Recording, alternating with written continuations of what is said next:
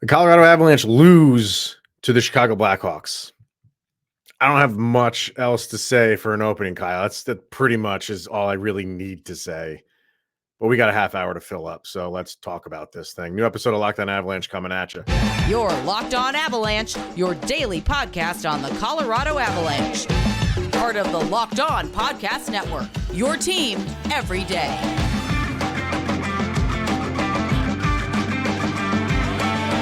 All right, everybody, welcome to the Locked On Avalanche podcast. We're part of the Locked On Podcast Network, your team every day. I'm your host, Chris Maselli. With me, as always, Mr. Shaggy Von Doom, Kyle Sullivan. Thank you for tuning in, making it your first listen of the day. Always appreciated. Make sure to follow us on our social media outlets, LOPN_Avalanche on Twitter, X, Locked On Avalanche on Instagram, Threads. Questions, comments, concerns, and opinions, lockedonavalanche@gmail.com. And follow us on our YouTube channel over on YouTube. Hit subscribe, get notified when a new show goes live. Make sure you are subscribed to our subtext as well. Link to that is in the show notes below. And when you do, you can chat with Kyle and I one-on-one and send in your thoughts like they're doing right now, which we will get to a little bit later. But going to jump right in here, sir, because this to me, this is abysmal. And yeah, you can sit here and say like the Avalanche looked good in the first period. They looked, you gave up the first goal, but you bounce back and you get two, and then you think, okay, like that's the start of this team getting going, and you're gonna ride off into the sunset against this team, one of the worst teams in the league, and then you do nothing after that. Nothing. And I got on the screen there if you're on YouTube and the third bullet point there, is this the worst loss of the season? I'm going to answer that right now. To me, yes, it is. Getting blown out by Vegas, okay, I can handle that. Getting blown out by St. Louis Blues, that stinks. I'm not going to try to sugarcoat that at all. A one-goal loss to a team of the caliber of the Chicago Blackhawks is absolutely unacceptable at any point of the season. I'm gonna let you take it right now because we're recording this a few minutes after the game is over, obviously, and it's just unacceptable to me, man. It just is. And Chris, we've been doing this for a while, and usually when we get ready for the episode, we kind of talk back and forth, and we kind of get into the episode. I don't think a single word has been said between the two of us. No, since the game has been finished. We've just been sitting here, and the record button went on, and here we are. Well, I do I get like graphics going, and I bring up tabs for the stats, and while we're doing that, we're usually just chit chatting either about the game or just our day. You're right, though. We said nothing. There was not a single word, and you mentioned this could be the worst loss of the season. I agree with you. And honestly, if this was a game that you didn't watch, you were getting ready for the holidays coming up. You just, it's Chicago. I'm not going to, Avalanche have this in the bag. You see they lost 3-2. You're like, I bet you that was a good one. You're wrong. You're wrong. It was not a good one. The Avalanche gave up 8 penalties. 8 penalties. 8 of them. They outshot the Chicago Blackhawks. Good for you. The faceoffs, dead even. Congratulations. They had no heart, and it was evident in the second and the third period. The Blackhawks, Chicago Blackhawks, 2023-2024 Chicago Blackhawks, passed the puck with such precision and malice. They cut apart the defense for the Colorado Avalanche, made them look foolish. Yes, Makar isn't there, but you also have 6 other NHL defensemen on that team, and they looked lost. Nichushkin, his 2 goals in the first was it, and that's 2 goals on Nuke. Yeah, he looked good, he looked hot, but that's it.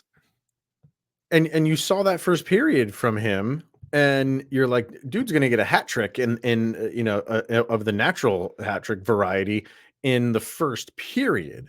And then he didn't. You're like, okay, but the way that this thing is going and how he is completely done, they had no answer for him in up front at the net front, nothing.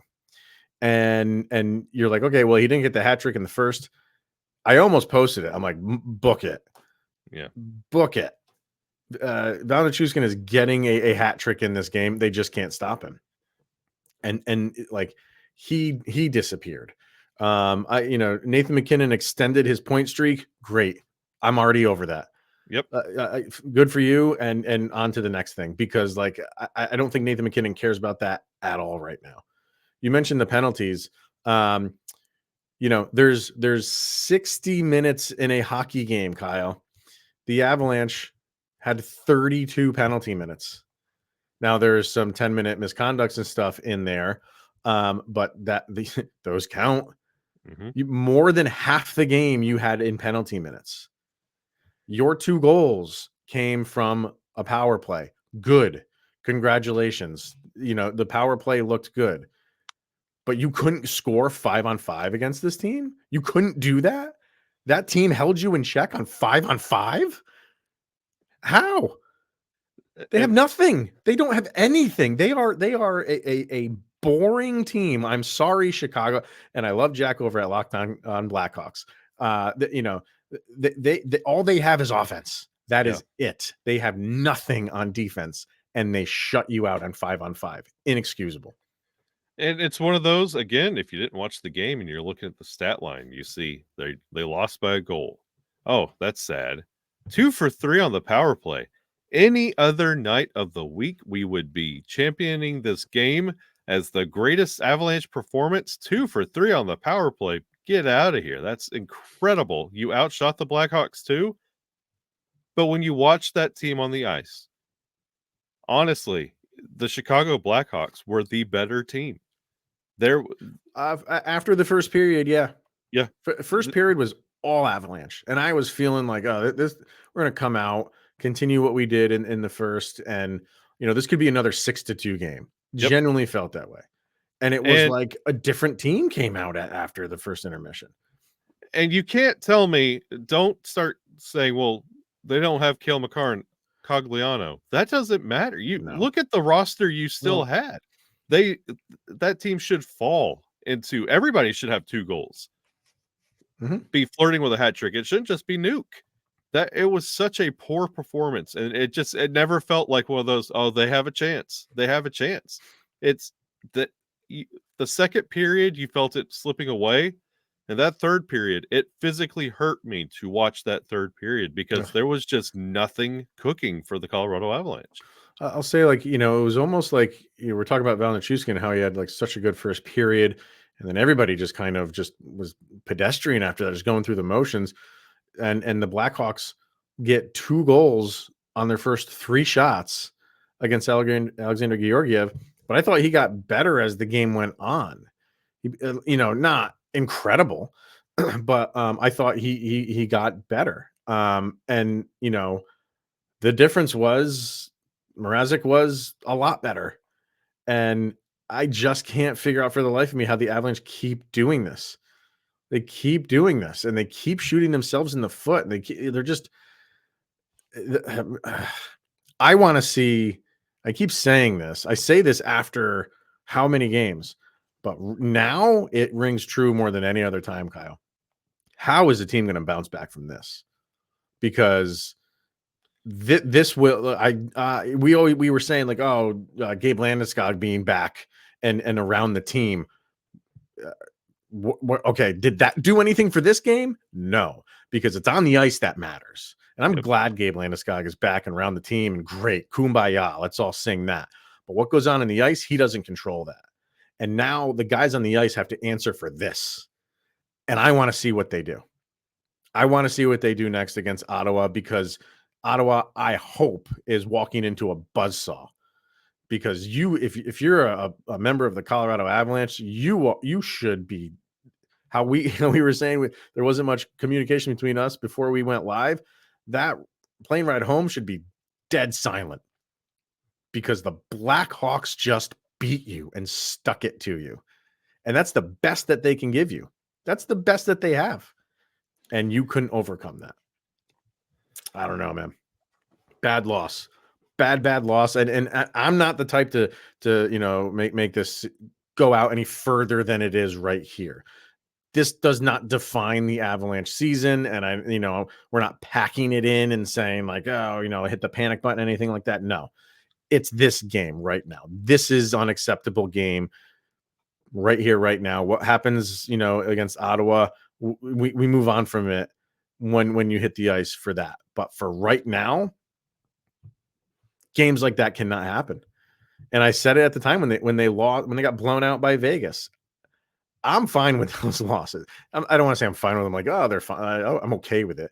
But I can watch that and be like, you just didn't have it that night. They did. And look what happened. Games like this, if you can't tell 11 minutes into the episode, they just really rub me the wrong way. Games like this. More to talk about with this one. We have a sound check, which is going to be a little bit aggressive, which we'll get to that a little bit. Our subtext people are weighing in. So we'll get to all that and more coming up next. Right now, we got Sleeper, and the Sleeper app and the brand new NHL season brings all sorts of possibilities. The Colorado Avalanche, could they hoist the Stanley Cup? Sure. Could they lose to the Chicago Blackhawks? Yeah, they just proved that. And you could win big by playing daily fantasy hockey on Sleeper. Is there a better daily fantasy hockey app than Sleeper, Mr. Sullivan? Not at all. Not a single one. It's our number one choice for daily fantasy sports and especially daily fantasy hockey, because with Sleeper, you can win 100 times your cash in daily fantasy contests. All you have to do is pick whether studs like Cale Makar, if he plays on Saturday, or Nathan McKinnon, if he can continue his point streak, if they'll record more or less than their Sleeper projections for things like goals, assists, saves, plus, minus, and more in a given game. So use the promo code LOCKEDONNHL, and you'll get up to a $100 match on your first deposit. Terms and conditions apply. That code is locked on NHL. See Sleeper's terms of use for details and locational availability. All right, getting back into this game that the Avalanche lose to the Chicago Blackhawks, 3-2. Who kind of, I mean, there were like some good things in the first period, and you had Valenchushkin and you had that top line going. What happened? Like, what stuck out to you where it was just like things went south? Was it just adjustments that, I mean, I can see like Chicago obviously made some adjustments in the second, but why couldn't the Avs overcome those adjustments? Why can't this team's talent, no matter what adjustments Chicago is making, where they're playing a little bit tighter, why can't the skill level of the Avalanche just rise above whatever Chicago is doing to you? Yeah, and it's one of those, I don't think the Avalanche, it's been a while since the Avalanche have made an adjustment to handle that to counter an adjustment. Like, it was that second and third period that they started really, the 5-on-5, Chicago looked like they had a never-ending power play, which they kind of did. But the ability to pass around that defense, the Colorado Avalanche, the effort on defense, like we just talked yesterday about possible trade rumors and, who are they going to go after in forward? And I said this yesterday. Mm-hmm. It's not the forwards they need to go get. They need another defenseman. And if Cale Makar, and the rumors that are floating around about what's going on with Cale Makar, how hurt is he? You need another NHL caliber defenseman to fill in on these spots. Sam Malinsky, he's nice, but it's not there yet. Taser is not having the most incredible defensive go at it. Mm-hmm. They need one more defenseman. And Chicago sees this. And by the way, that Bedard kid, even though he didn't score a goal, he's legitimate. Oh, sure. And he's got the speed. And he's got the touch. And much like Nathan McKinnon, Yeah. If he's not going to score the goal, he could facilitate, he could pass. And if that Avalanche team feels like they're on their heels, it's deer in the headlight look. I see that a lot of just standing around, floating around, and just trailing back all the way to the slot, and then people will pass around and put a shot in. Well, that's the thing, man. Like the offense is what it like. I think overall the offense is fine. Like they're getting shots. They had a ton today. What would they have? 37 shots on goal. Like that's a good amount. Like I'm not the problem here. I don't feel is the offense anymore. No, there was that moment in time early in the season where they were shut out back-to-back game. Like they were struggling to score. I feel like that's been corrected. And when you get 37 shots on net, typically you're going to get in more than 2. So you have to give some credit to Mrazek here for just keeping it at 2. The problem is all on the defensive side. There's just breakdown after breakdown after breakdown, turnover after turnover after turnover. And the defenders for the Avalanche, they're contributing offensively, which is nice. But I need you to play defense too, guy. Like your title is a defenseman. And I know the Avalanche, they want their defensemen to engage offensively, and it's almost like that's at the forefront of their mind right now, instead of doing the 2 things that they're responsible for. And I wouldn't even say they're responsible for the offensive end. Like that's just how the nature of and the style of the game that the Avalanche play is. Their defenders engage, right? But they're missing assignments left and right on the defensive end. You just see guys like the penalty, the power play one that Chicago got, that was just nice passing. But there's just guys floating wherever they want to go, and they're not checked, and they're not picked up, and they're not shoulder on a shoulder. It's just they're going to let this guy skate right in, and then we'll go engage with him. And there's 2 points there. You mentioned in the first segment that Georgiev didn't look bad. There were 2 goals that should have been goals for Chicago that didn't happen. One went wide, went 5-hole through Georgiev, and just it didn't go in. And one was dancing on the goal line. It could have been a lot worse on the scoreboard, but puck luck was on the Avalanche side. And when it comes to defense, I feel like the big problem right now for insert your favorite defender here, instead of stepping up and being top tier defense, they're trying to step up and fill the shoes of Cale Makar.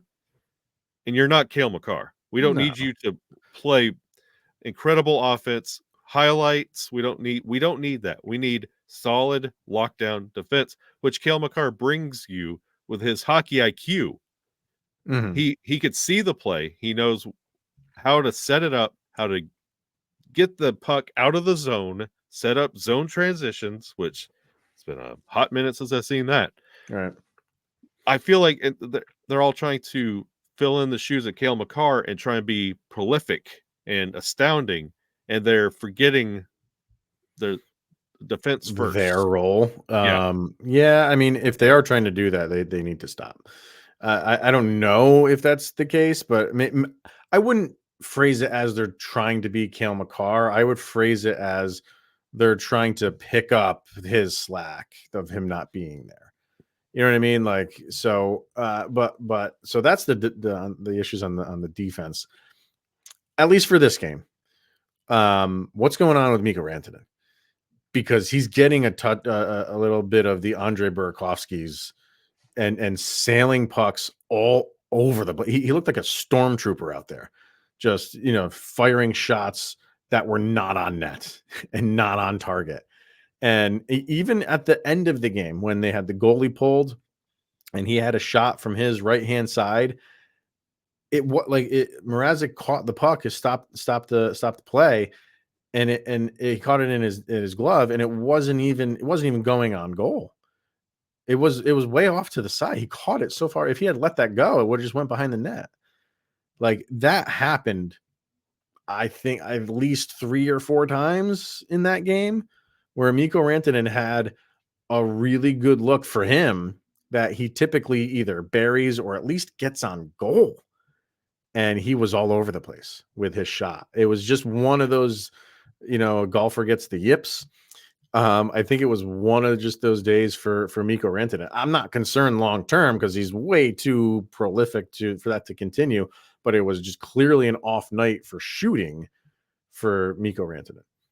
And it's one of those that when you get in that mindset of trying to force yourself to score and try and change the tides of momentum, you grip the stick a little bit more, you take the Burakovsky shots, you sail it to the upper deck, you're not hitting the net. Instead of making it happen or facilitating, you try and force the fact, and stuff like that happens. Yeah. All right. We'll get to the stats. We'll just run down the stats quickly, get to our subtext people, and then our Locked On Avalanche sound check. And we'll do all that coming up next.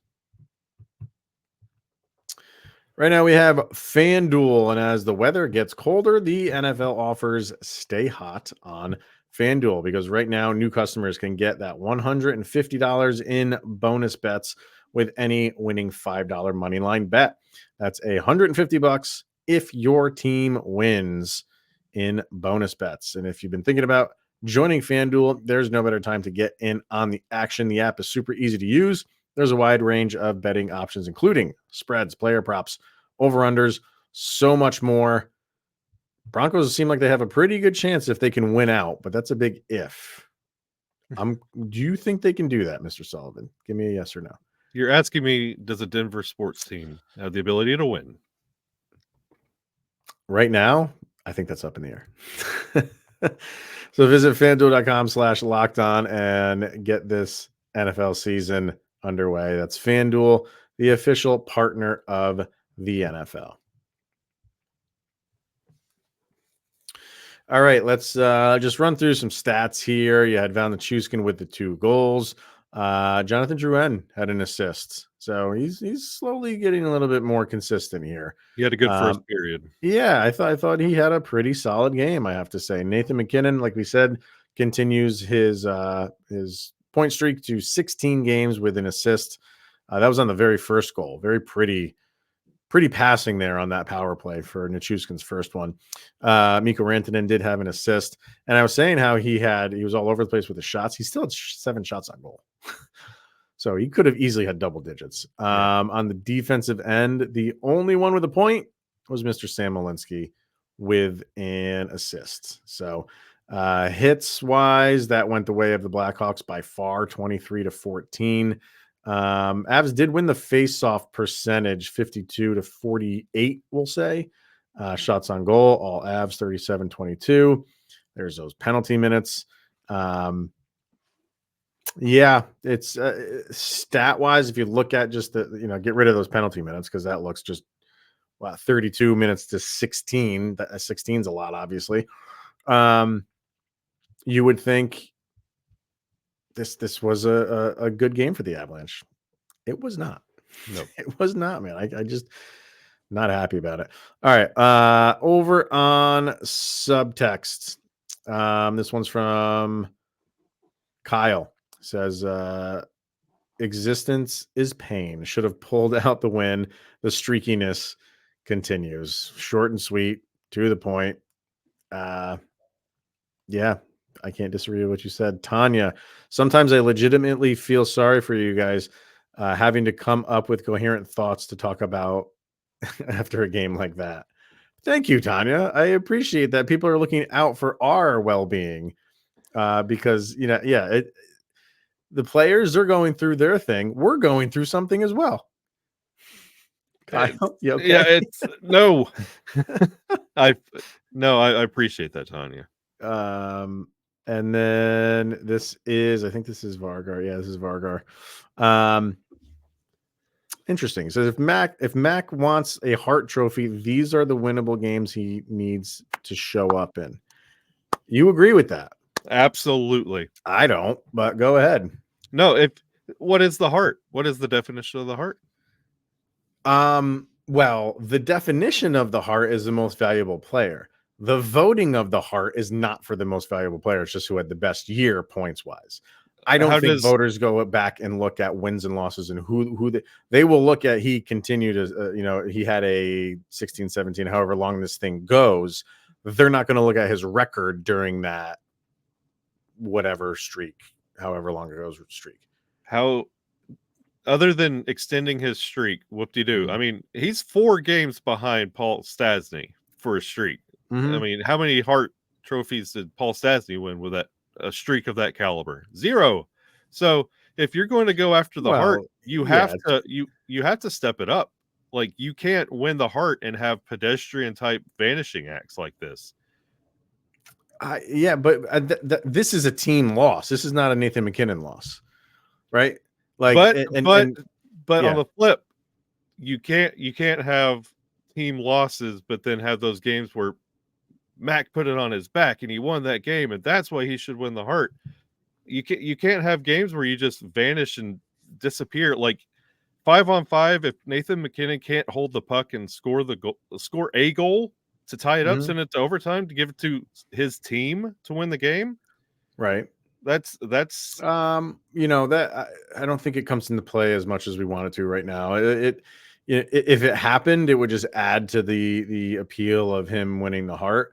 I'll say this: if he didn't continue the point streak tonight, and that adds to what's going on with maybe that comes into play a little bit for voting, but I don't think voters look at individual games. They look at the season as a whole, and they're not going to ding you for a loss because that's on the team. It's not just totally on him. But I understand the what Vargar and you are getting at here. But does this lower him in the Hart standings? No.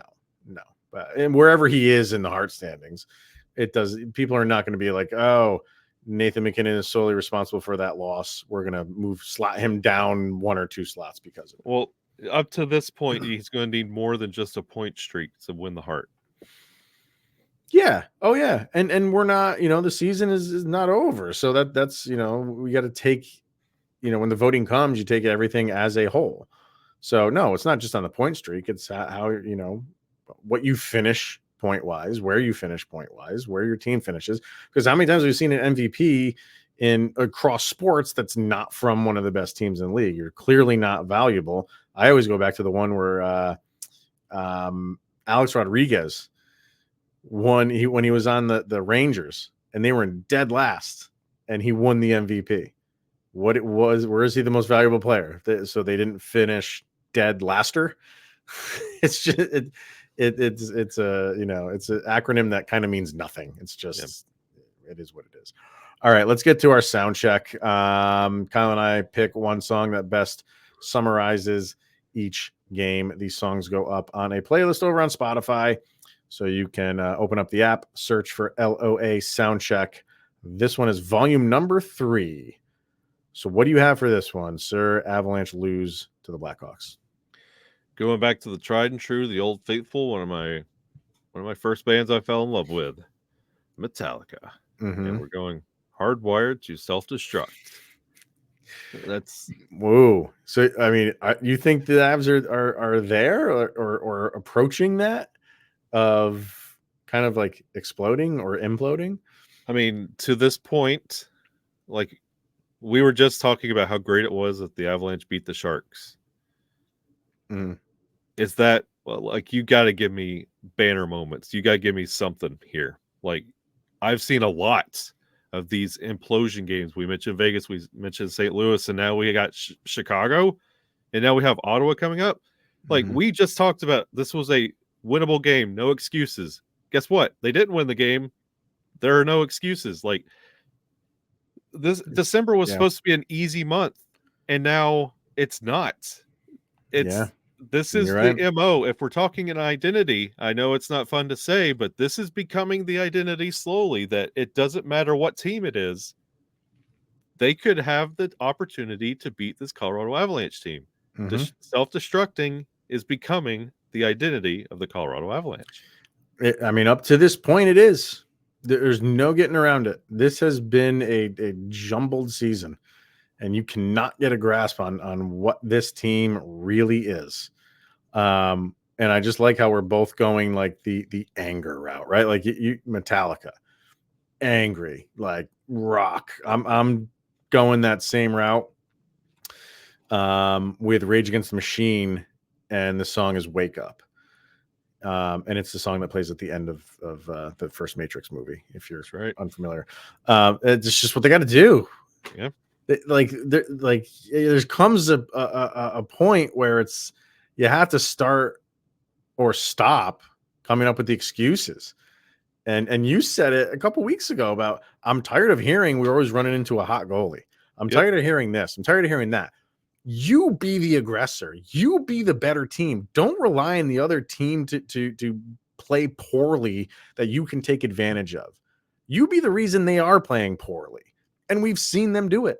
We've seen them do it many times throughout this season, but then we've also seen the opposite, just about the same. So it's really time for this Avalanche team to really just wake up and start playing like we know that they can consistently. And we recorded pretty quickly after the game was over. I'm after we're done here and I finish uploading and everything, I want to hear some of these locker room press conferences. Yep. Because if I hear the same stuff over again, I'm gonna like rip my beard hair out. I'm getting tired of hearing it over and over again. If you keep saying that, then fix it. Fix it. Like you can't keep saying it over and over and over again and not fix the product on the ice. We have blamed referees. We have blamed hot goalies. We have blamed injuries. Eventually, you're going to run out of things to blame, and you're going to have to turn around to everybody in that locker room, and the blame starts falling on you. Absolutely. We'll see. A couple days off to think about this one. This leaves a bad taste in your mouth for the rest of the week. And then it's back home against Ottawa, who's a team in flux right now. They just fired their coach. But I can't sit here right now and go into that game with 100% confidence, especially after a loss to a team like the Blackhawks. But we'll see. We'll see. All right, that's going to wrap it up for now, everybody. Yeah, we'll be back tomorrow to discuss what was said. We didn't, like I said, we'll kind of go off of what some Avalanche comments were and see what they had to say and whatever else happens. So that's going to wrap it up. So thank you for tuning in, making it your first listen of the day. Always appreciated. He's Mr. Shaggy Von Doom, Kyle Sullivan. I'm Chris Maselli. This is the Locked On Avalanche podcast, and we'll see you guys tomorrow.